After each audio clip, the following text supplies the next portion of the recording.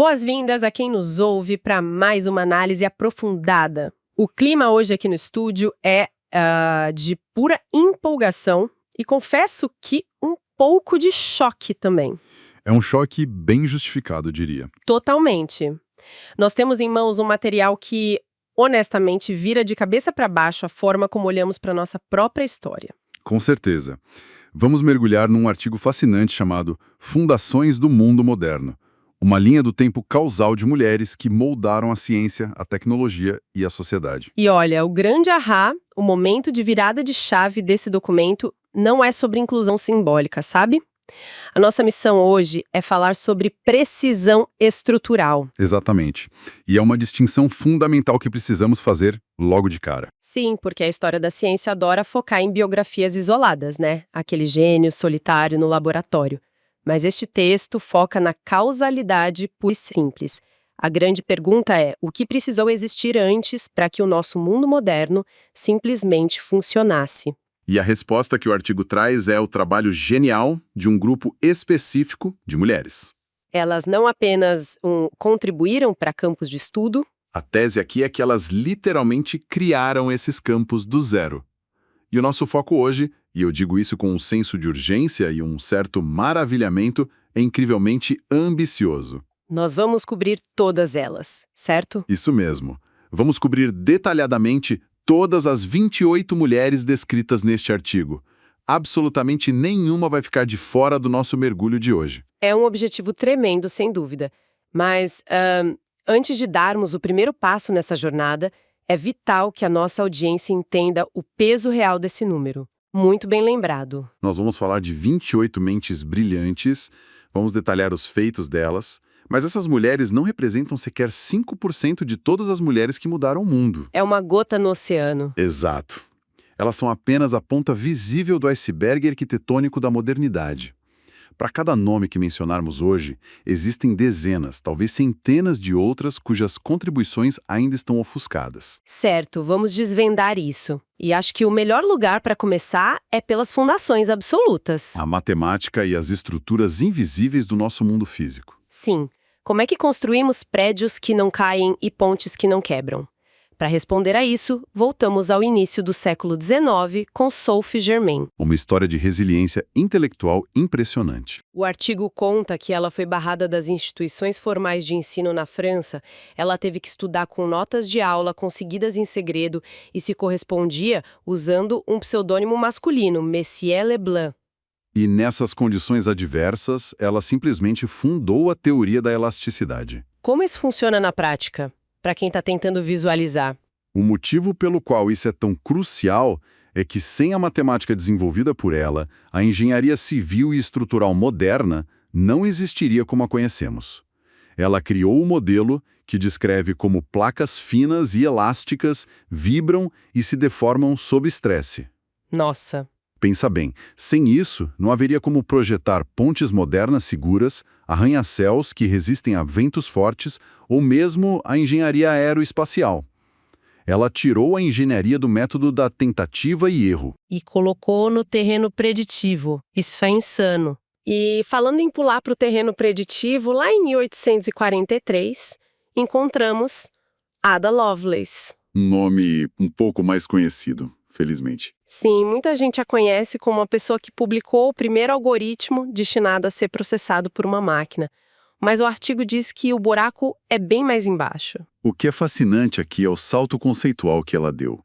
A maioria dos cientistas da época via a máquina de Babbage apenas como uma calculadora gigante para fazer contas chatas. Mas a Lovelace não. Não. Ela previu que máquinas poderiam manipular qualquer símbolo, não apenas números. Ela entendeu que a lógica abstrata poderia representar música, texto. Foi a primeira vez em que alguém separou mentalmente o hardware físico do software lógico. Ela basicamente previu a computação moderna um século antes de existir. E então chegamos à virada do século XX com Marie Curie. Ganhadora de prêmios Nobel em Física e Química. Isso. E muita gente sabe que os cadernos dela ainda são radioativos hoje. Mas o artigo pontua algo muito específico. ela não apenas adicionou conhecimento à física, ela destruiu a teoria atômica clássica. Até Marie Curie acreditava-se dogmaticamente que o átomo era o bloco de construção final do universo, indivisível e totalmente estático. O que ela quebrou exatamente aí. Ao provar que a radiação é uma propriedade intrínseca de certos átomos, ela provou que eles são dinâmicos, eles emitem energia e mudam. Sem ela, o mundo atrasaria a medicina nuclear e a radioterapia para câncer em décadas. Ela criou o campo da física nuclear. Caramba! E falando em criar campos inteiros, a matemática M. Noether, ali entre 1915 e 18, é um absurdo ler que ela lecionou por anos, sem remuneração. Muitas vezes sob o nome de colegas homens, vale ressaltar. Exato. Isso na mesma época em que Albert Einstein dizia publicamente que ela era a maior mente matemática da geração dela. O que o Teorema de Noether faz que é tão vital? Ele é descrito como uma das peças mais profundas da física teórica. Ela provou que toda simetria contínua na natureza corresponde a uma lei de conservação. E o que isso significa no mundo real? Significa que a simetria no tempo dita que a energia se conserva. Sem M. Noether, a física quântica, a relatividade geral e o modelo padrão de partículas não teriam a menor coerência estrutural. Ela explicou o porquê das leis do universo serem como são. Uau! Precisamos até de um segundo para absorver isso. Saímos das fundações dos prédios para as leis de conservação do universo inteiro. O que é fascinante aqui é justamente a mudança radical de escala. Vamos sair desse mundo subatômico e ir direto para os maiores mistérios do cosmos. Perfeito, porque lá em 1925, Cecilia Peng-Poshkin olhou para as estrelas e fez uma pergunta muito básica: do que elas são feitas? E havia um dogma rígido na época de que as estrelas tinham a mesma composição química da Terra. Achavam que o Sol era feito de ferro e coisas do tipo. Mas ela não aceitou isso, né? Ela usou a espectroscopia e provou matematicamente que as estrelas são feitas esmagadoramente de hidrogênio e hélio. Ela descobriu do que o universo é feito. E no início, os líderes do campo a forçaram a dizer que seus próprios dados estavam errados. Até que perceberam que ela estava absolutamente certa. E olha só o contraste. Logo depois, em 36, paramos de olhar para cima e voltamos a olhar para dentro do nosso próprio planeta com Inge Lehmann. Como é que você estuda o centro da Terra sem cavar um buraco até lá? Pois é, o texto diz que ela era uma sismóloga que literalmente ouviu a Terra. É uma analogia brilhante. Analisando ondas sísmicas de terremotos, Lehmann percebeu que as ondas rebatiam em algo denso no centro, como um ultrassom gigante. E o que ela viu nesse ultrassom? Que a Terra tem um núcleo interno sólido envolto por um núcleo externo líquido. Sem essa descoberta, não entenderíamos o campo magnético que protege a Terra da radiação. É de explodir a cabeça. E 2 anos depois, Lise Meitner muda o curso da história humana. Ela explicou matematicamente o processo de fissão nuclear. E é uma grave omissão histórica aqui. O Comitê do Nobel premiou apenas o colega de laboratório dela. Foi Meitner quem percebeu que o núcleo atômico estava se comportando como uma gota de líquido que se dividia, liberando uma energia colossal baseada na equação de Einstein. E ela teve um senso de ética gigante também. Recusou-se categoricamente a participar do desenvolvimento de armas nucleares. Uma postura admirável. E na esteira dessa revolução nuclear, chegamos a Maria Goeppert Mayer, em 49. O artigo diz que foi ela quem descobriu a arquitetura interna do núcleo atômico. Ela introduziu o modelo de conchas nucleares e os números mágicos. Antes dela, o núcleo era visto como uma sopa caótica. Ela demonstrou que as partículas ocupam níveis de energia organizados. Tornando a física nuclear preditiva, certo? Exato. Sem isso, o design de reatores nucleares modernos seria impossível. E para fechar esse bloco da física pesada, temos Shen Qiangwu, nos anos 50. O texto fala sobre a prova experimental da violação da paridade. Como traduzimos isso de forma simples? Havia uma suposição básica na física de que o universo não tinha preferência entre direita e esquerda. A doutora Wu provou de forma irrefutável que a natureza não é perfeitamente simétrica no nível subatômico. A realidade prefere um lado. E os teóricos que propuseram a ideia ganharam o Nobel, mas a teoria não seria nada sem a prova experimental dela. Precisamente. Olha, viajamos do núcleo da Terra até as estrelas. Vamos dar um respiro e mudar completamente nosso foco agora. Vamos olhar para a biologia, para o corpo humano, começando com Gert Corey na década de 30. Gert Corey mapeou o ciclo de Corey. Ela explicou como o ácido lático produzido pelos músculos durante o exercício vai para o fígado, vira glicose e retorna como energia. Sem o trabalho dela, não teríamos a ciência da fisiologia esportiva. Nenhuma compreensão clara de doenças metabólicas como diabetes. Ela ancorou a bioquímica médica como ciência quantitativa. E em 52 temos Virginia Apgar. Ela revolucionou as salas de parto, criando o índice de Apgar. O impacto causal dela é incalculável. Antes, avaliar a saúde de um recém-nascido era puro achismo. Ela criou um sistema de 5 minutos que avalia aparência, pulso, gesticulação, atividade e respiração. Esse índice literalmente salvou milhões de vidas ao redor do globo. E então chegamos à famosa história de Rosalind Franklin e a foto 51 do DNA. É preciso ser categórico aqui sobre a causalidade. O modelo da dupla hélice simplesmente não converge matematicamente sem as medições empíricas exatas que Franklin obteve. Dados que foram usados sem o consentimento dela. Exato. A narrativa costuma tratá-la como assistente, mas ela produziu a evidência dura que destravou a biologia molecular moderna. Na mesma época, na Itália, Rita Levi-Montalcini descobriu o fator de crescimento nervoso. E detalhe, ela montou um laboratório clandestino no próprio quarto por conta de leis antissemitas. É uma resiliência inacreditável. A descoberta dela provou que o cérebro adulto não é estático. Ela provou a neuroplasticidade. Toda pesquisa atual sobre Alzheimer e regeneração espinhal começa causalmente com ela. Falando em quebrar dogmas de sistemas estáticos, temos Barbara McClintock.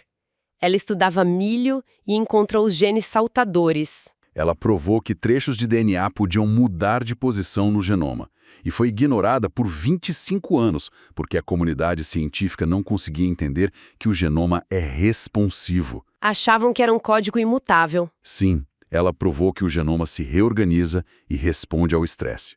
Ela antecipou o campo da epigenética. E para coroar essa parte da ciência que salva vidas, Tu Youyou, nos anos 70. A malária estava dizimando populações e ela foi estudar mais de 2.000 receitas de medicina tradicional chinesa. E através dessa pesquisa fenomenal, conectando o passado remoto ao rigor químico moderno, ela descobriu e isolou a artemisinina. A cura revolucionária para a malária resistente. O trabalho dela mudou a curva de sobrevivência humana no planeta, salvando dezenas de milhões de vidas. É de tirar o fôlego. Mas vamos lá. Temos toda essa compreensão fantástica sobre a biologia e a física. Mas, para gerenciar tudo isso no século XX, precisávamos de computadores. Se conectarmos isso ao cenário geral, esses mundos precisavam de uma infraestrutura de controle. É aí que as arquitetas do mundo digital e espacial entram. E a nossa primeira arquiteta também era uma estrela de Hollywood, Hedy Lamarr. Em 41, ela patenteou o sistema de espalhamento de espectro por saltos de frequência. Uma ideia para guiar torpedos sem interferência inimiga. Que hoje é a raiz do nosso Wi-Fi, GPS e Bluetooth. E depois de Lamarr, temos Grace Hopper. Ela inventou o primeiro compilador.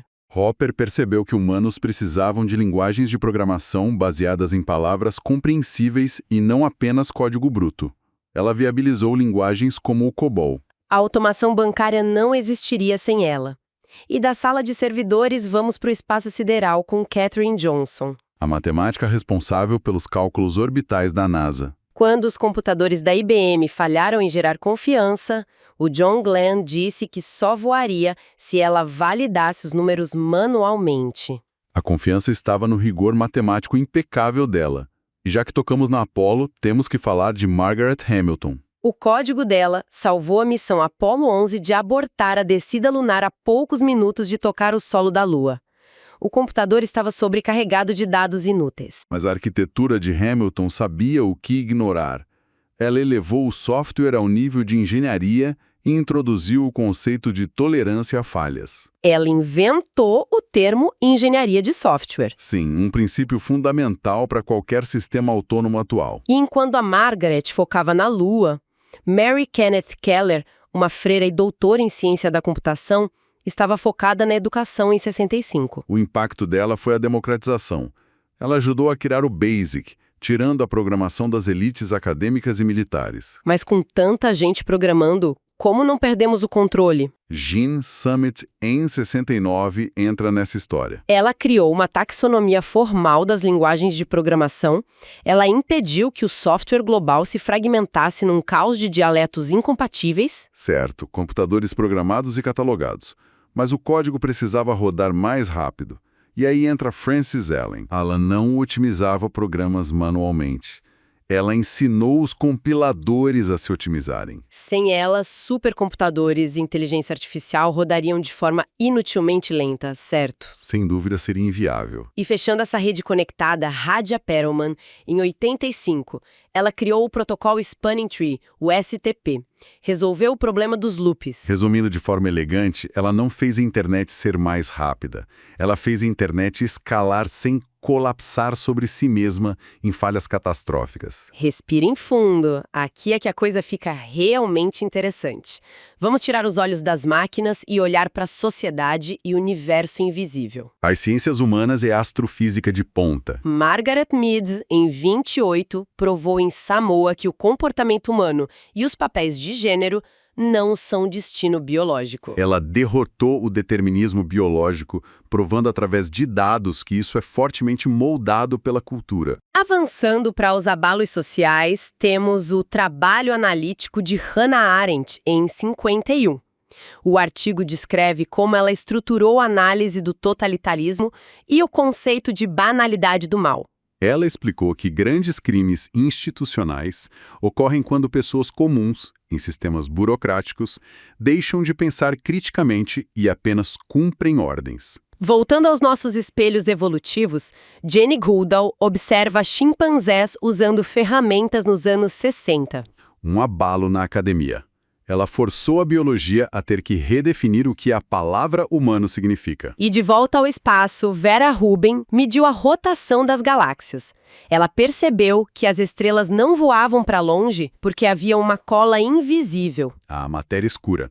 Ela mediu o universo empiricamente e obrigou a física teórica a se curvar aos dados. E para fechar nossa lista, Elinor Ostrom, a primeira mulher a ganhar o Nobel de Economia. Ela estudou a governança dos comuns, Provando através de dados de campo que comunidades podem gerir recursos sustentavelmente sem precisarem do Estado ou da privatização total. Ufa! Então, o que tudo isso significa? Significa que as inovações destas 28 mulheres são a argamassa do mundo moderno. Da elasticidade das pontes à matéria escura, passando pelo DNA e algoritmos. Elas são a causa. A nossa realidade atual é a consequência direta delas. Mas precisamos reforçar o aviso crucial do início. Nós cobrimos 28 mulheres geniais hoje, mas isso é uma amostra incrivelmente limitada. Não representam nem 5%. Exato.